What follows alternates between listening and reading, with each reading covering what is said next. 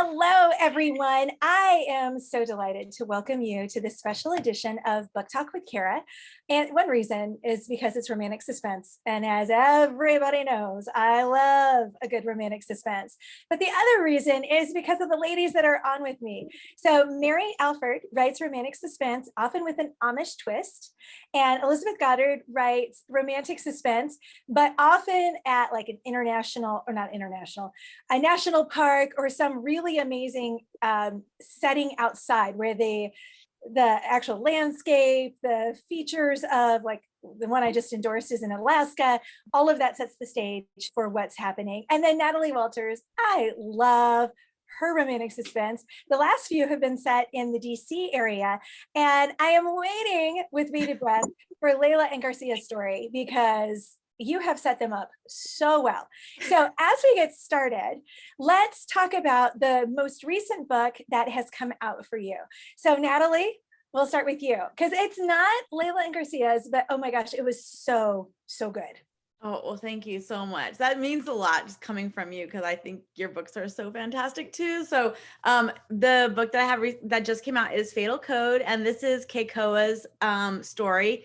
And he is part of the SNAP agency, which stands for the Strategic Neutralization and Protection Agency. It is a fictional agency in the DC area, and they are responsible for neutralizing threats as they come to be. So it ends up that he is in charge of watching his neighbor who may have inherited some books with a wartime weapon that can be used if it falls into the wrong hands. And so he's got to not only protect Miss Eleanor, he's got to keep his feelings in check as he continues this digging for this information on whether she has the secrets. So. And what I love about Keikoa, and I love to hear you say his name because I'm always like, that's how I say it in my head. But then do you ever do that where you're like, am I saying it the right way? Or is it something else for the author? But he's such a big teddy bear. I mean, he's just like literally this big teddy bear, which makes him such a fun hero from that type of background. Because we always think macho, Top Gun Maverick type of hero when you think government agency, pseudo-military, things like that. So Elizabeth, tell us about Critical Alliance. Critical Alliance is my hacker story, I guess you could say. It's the last book in my Rocky Mountain Courage series, and it's set in Montana. I have a cybersecurity specialist or expert college professor that has a criminal past, and she is trying to leave that behind her. And she thought it was well behind her, but then she sees her partner in crime from the past shows up and gives her a coded message. So she has to go back to Montana to her estranged family to try to save the company, and as it turns out, save lives. And she runs into someone she met at the Diplomatic Security Services, a special agent, when she was trying to actually get on board with that agency, but they rejected her because of her past. But she runs into him. He's also in Montana, and that's where all the sparks fly. And there's espionage and a lot of cyber criminal stuff going on, and drones and AI, and I just threw all that stuff. It was a lot of fun to bring it all into the wilderness of Montana. So I like to, contradict everything, right? There were so many layers in that story that it was one of those, I could hardly put it down because you've got the cybersecurity, you've got the drones, you've got the family dynamics, you've got this kind of past between the hero and heroine. It was just so much. It was so good. And Mary, you've got to tell us about your latest release. I love the cover. It's so mysterious and atmospheric and hints at kind of the Amish thread that's going through it. So tell us a little bit about it. Okay. Well, it's called Among the Innocent, and it just came out this June, so it's brand new. It features a former Amish girl that was watched her whole family get murdered when she was 16 years old, which was really tragic. So she, of course, decides that she can't live in that community anymore and live with the memories. It's so hard. So she leaves the Amish faith, and she is adopted by the then chief of police of St. Ignatius, Montana.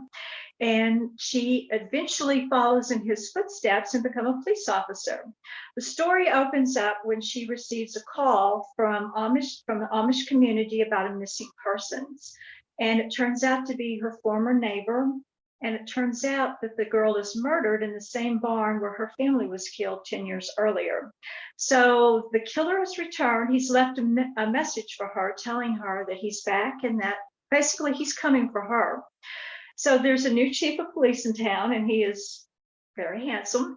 And Leah meets him for the first time when they're on this call. So there's a lot of tension between the two because she was once very close to Ellis, which was the former police chief, and he passed away. So it's kind of hard seeing somebody else in that position. But the call comes in, and of course they respond to it, and they try to find out what's going on. But Leah doesn't realize at the time that she's connected to Dalton, the new chief of police, in ways that she doesn't know. So the story has lots of layers to it. There's a plot that goes on from Dalton's point of view in dealing with how he is actually connected to these murders as well. And then there's the whole family dynamic with Leah, because her adopted family is also involved in the murders as well. So there's a lot going on, and I hope readers will really enjoy it. It was a lot of fun to write. That's awesome. And that's like a key to romantic suspense is you got the romance, you've got the suspense layer. Often there's a family or some other type of personal dilemma going on for the hero and for the heroine. So which comes first for you, plot or characters? And we'll start with you, Elizabeth. Weirdly, setting comes first because setting inspires me, and then I can figure out what can happen in this place and what kind of characters will be in this place, and I just go from there. And then I create the plot and the characters and all and juggle it. But for me, it's really I find a place that I love and I want to set a story, and I go from there.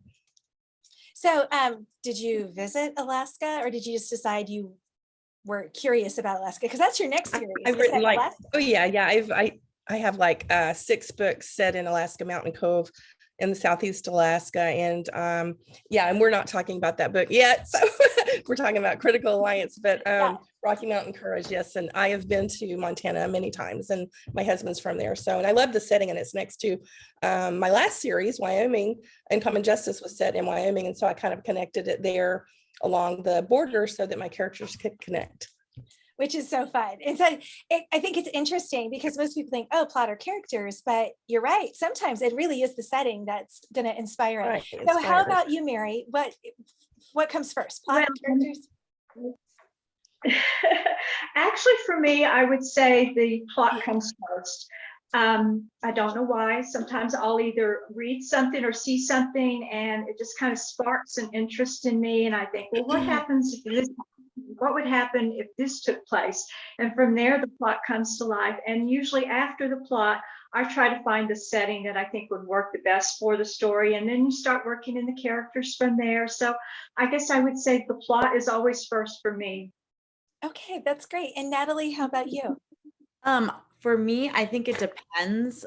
And maybe that's why it's so hard for each story. But usually it tends to be the plot, but sometimes there's characters that stick with me in my mind, and I'm like, okay, I know they've got a story, I just got to figure out where their story is. But Fatal Code was probably plot driven, and then Lights Out was probably plot driven, but I feel like Blind Trust was character driven. So in the same series, just different, I had to really figure out the storyline for what's coming next, but it just depends. I think it just depends on the story for me, I think. Yeah, and I think that for a lot of us, it's fluid.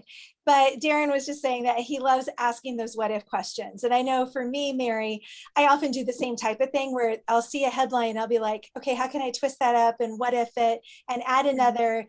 And then often for the start of a series, it's a what if.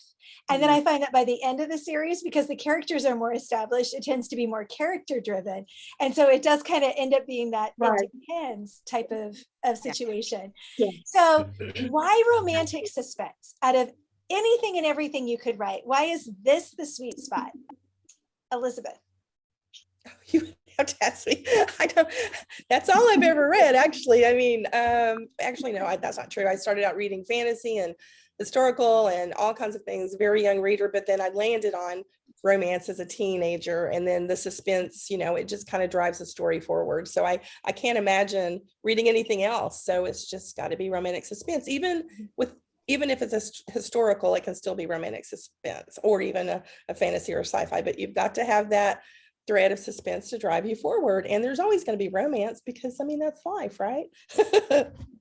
How about you, Natalie? So originally I was a like a thriller reader, like political thrillers, legal thrillers, like that was my like. So when I wrote my first manuscript, it was based out of Egypt and I didn't have any romance. And my mentor, Diane Mills, was like, you got to have romance. And I was like, what are you talking about? So then I had to like read books on how to write romance because I was like, I don't know what that even means or what that entails.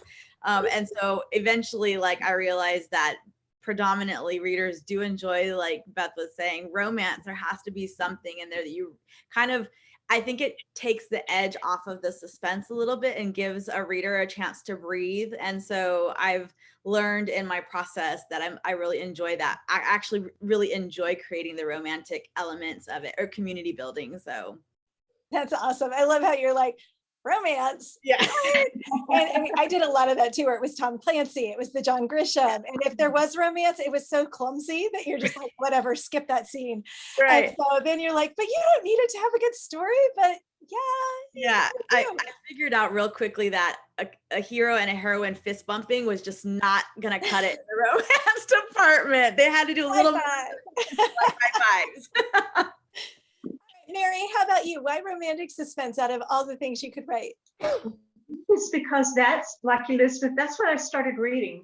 I read Nancy Drew, and then from there I graduated to Victoria Hope, Phyllis Whitney, Mary Stewart, and I was hooked on it from there. And it's like, that's all I wanted to read from then on out. And it was just, it's so enjoyable to see all the twists and turns that they put into the stories and the ending that you had to kind of flip through the pages to find out what was really happening. And I just love the romance that they added to their stories as well. So it was just from the beginning, I guess, that's where I was gravitating toward. And that's what I've always enjoyed reading. So I guess I just started young.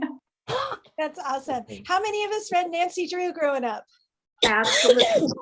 Tracy Belden? You're not. Anyone? And then I remember reading Mary Higgins Clark and going, I can never write because there's no space for that. And then all of a sudden there was in CBA. And now it's this really large, robust genre, which I just love because it, as a reader, that's what I gravitate to. And I think that for a lot of us, we write what we read because at some point, let's admit it, we were all like, they're not writing fast enough. So if they won't write faster, I'm going to start writing. Anyone else? Or am I the only one who was like, yep, that's me? Okay. So are you more of a plotter or a pantser? Natalie? Oh, I want to say that I am definitely a plotter. Again, I feel like it goes back to the story, but I feel like I definitely have to have an outline or I will start writing and then I'll get stuck somewhere and I don't know where I am. And so then I literally will start all over again and like try to work it out. So I have learned to save myself from headaches that I need to at least plot out big chunks of the story. And sometimes I'll get to that point or sometimes the story will completely take a different tangent. But if I at least have a general idea of what I want the story to look like, it helps save a lot of rocking in the corner crying type moments. Absolutely. How about you, Mary? Plotter, pantser, somewhere in between? From the very beginning, I've been a pantser. I would love to be plotter, but I've just never worked that way. I will take the ideal and just kind of formulate it in my head for a while. And then I'll write a very rough synopsis down and then I'll start writing and it never fails. The story never ends up the way I think it's going to end up, but it always seems to work. So it works for me, I guess. Yeah. Well, and like Colleen would totally agree with you. She's like, once I know what's happening, why would I write the story? And so Colleen Coble is very much a pantser. How about you, Elizabeth? Well, now I am a pantser, but I started out a plotter because I wrote for Heart Song and we had to write a chapter synopsis. Yes. And of course, still with Love Inspired Suspense, I still have to write the synopsis and it just about kills me. But for the longer books, I just can't seem to plot the story at all. I actually have to start writing to let the story come to me. But that said, I do kind of have a loose idea in my head because you can't, I mean, how could you write anything without kind of a loose idea of where you want to end up? And of course, you don't end up there, you end up somewhere else. But I wish I could plot because it would make the writing faster. But now I have, every day I start, I'm like, okay, what's happening today? But if I had a plot or a synopsis, I would know exactly what happens and I could write 10,000 words, So pantsing is a lot more difficult, but it is what it is. Yeah, and we've got a question about when you plot, and I'm going to broaden it out a little bit. How do you collect your information? So I have found with each book, it shifts a little bit because, like Elizabeth, I started with Heart Song. And so it was the chapter by chapter. Guideposts required almost a chapter by chapter. Love Inspires Suspense, it had to be a pretty detailed synopsis. And then I've had some books where I have no idea what's going to happen. And, you're just like, I have a 2-page synopsis and here we go. And I hope I'm somewhere close to right. So now this summer I've been writing historical, usually with some suspense in it. And so I've been doing lots of, like, I've got a whole wall in my home office with here's what's happening historically, here's what's happening in the story, here's what's happening with the characters. And so it's a kind of visual, but I can't do a chapter by chapter. It's like my brain freezes when I want to get to that level of detail. So I've been doing more like mind mapping, where it's kind of connecting bubble ideas, which is kind of weird. But I'm using Scapple, which is an app by I've used that, yeah. Literature and Latte, which does Scrivener. I'm writing this down. I'm taking notes from the professionals. Yeah, and so I will take a photo of my wall when I get back home, because I just took down the one for the novella I just finished, but I'm holding on to it for edits. And then I put up the next one. And my husband was like, are you really working or are you just crafting? And I'm like, no, this is important work here.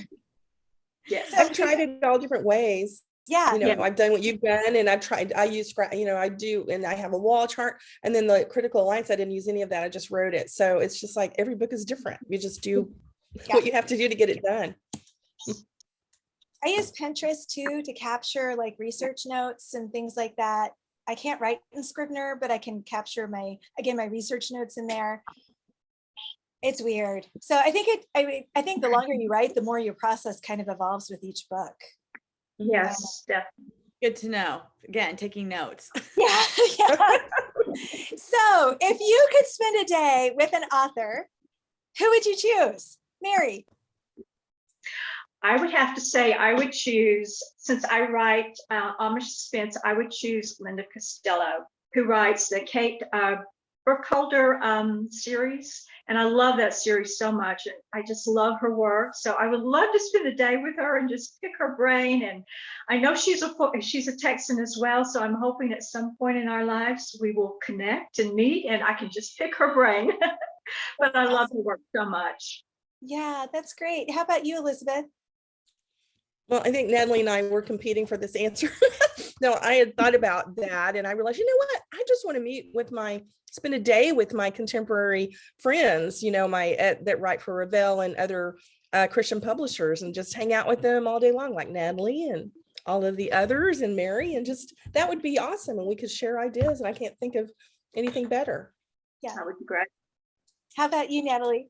I was thinking the same thing. I know we were talking about this a little bit before, but I think just there's so much to be gleaned from people who have written far more than I ever have, who write in different genres, and who, like Carrie, you like do everything. Like, I don't know how you do it. So I'm just in such awe of that.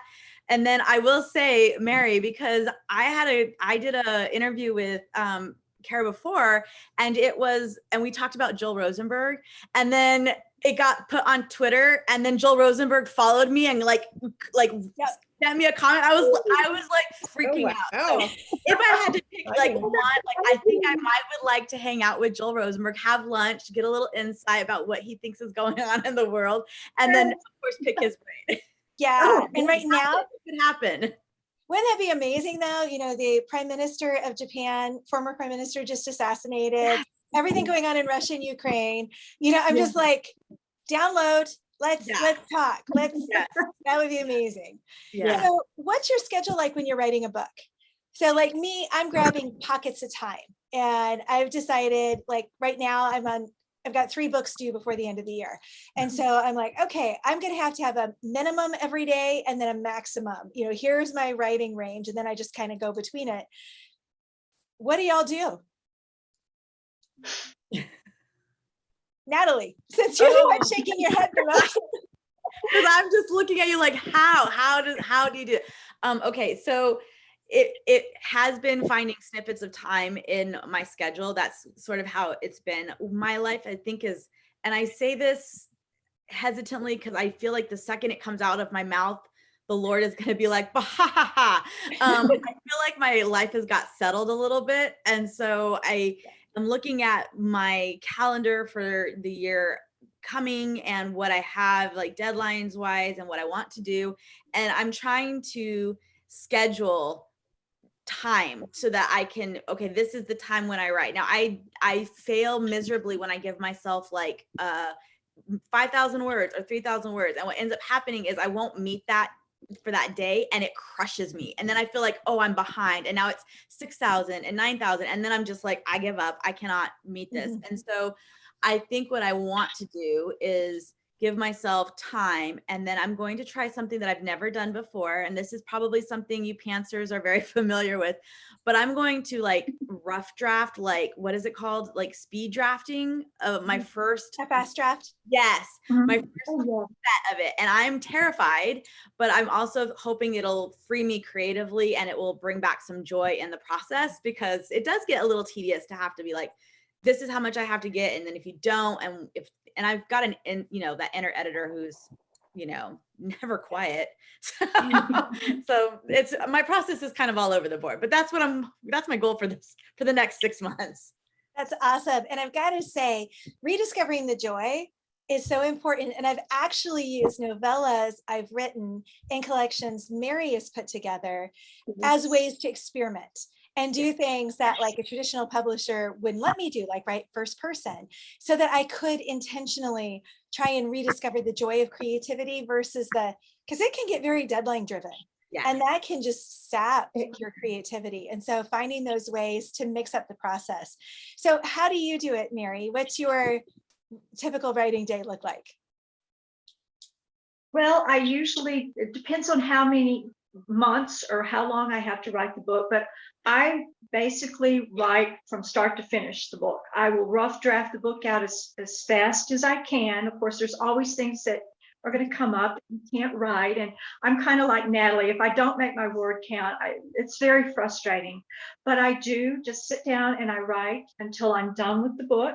I don't worry about editing or, going back and fixing things. I do that afterwards, but I'll sit down and I usually work like 3 to 4 hours a day, maybe more.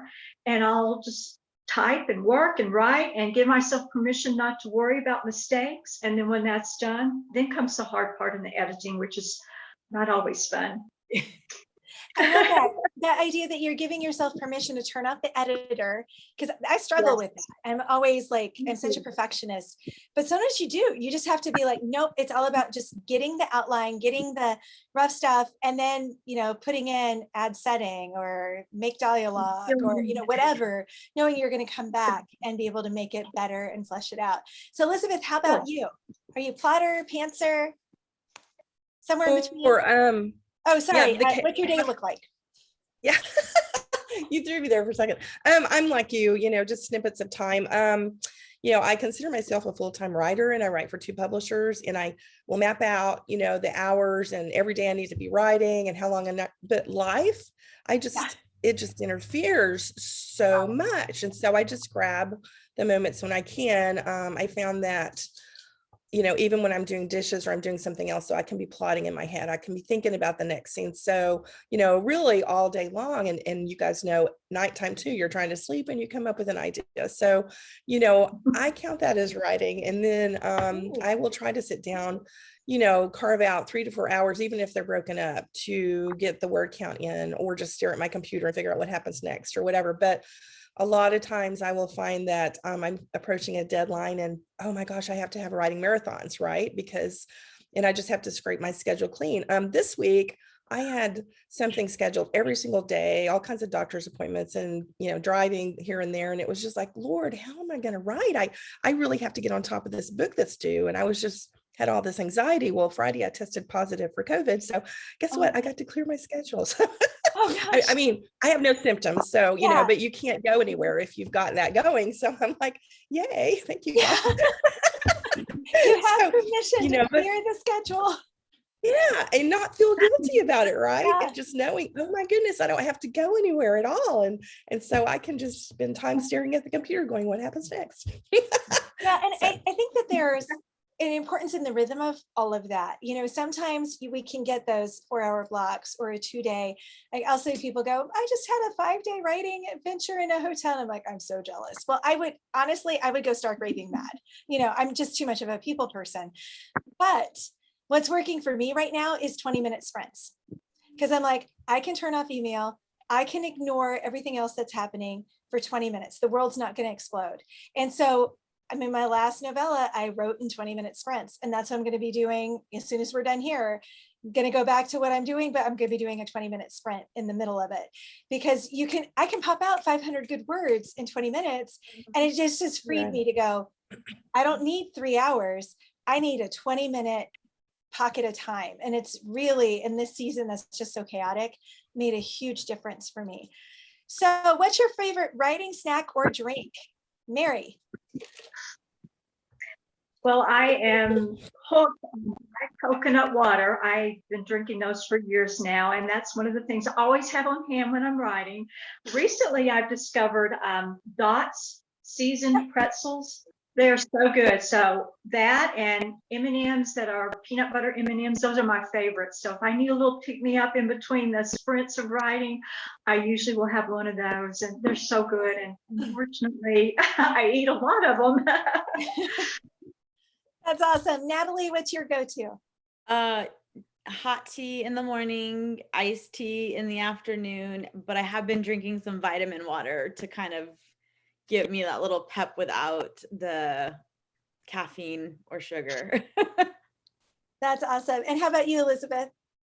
I used to be addicted to peanut M&Ms. I could look at each of my books that I wrote and know how much weight I gained eating the peanut M&Ms while I was writing them. So I just coffee, and that kind of powers me. And if I get desperate, maybe some chocolate or something or some sort of carbs. But I just cannot have that bag of peanut M&Ms next to me. So yeah, because it's so easy. Just another one. So how do you celebrate when you finish writing a book? Elizabeth? I moved to the next one. Yeah. No time to celebrate. Exactly. How about you, Natalie?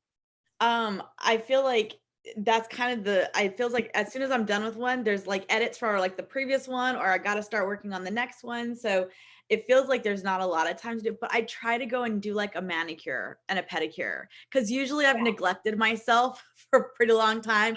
And I'm like, okay, at least I can feel somewhat put together if I go and do that. So I try to schedule that as like my, okay, I got a book done. Yay. Yeah, that's awesome.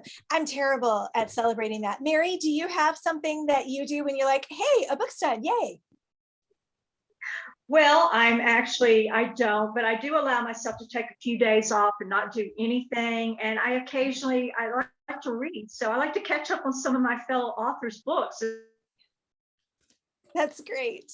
Yeah. And I don't know about y'all, but I think I'm at 75 books this year so far. So I'm not that far. But I am catching up. I feel like this summer I'm finally catching up on so many great books that like have released, and then I'm just now reading them.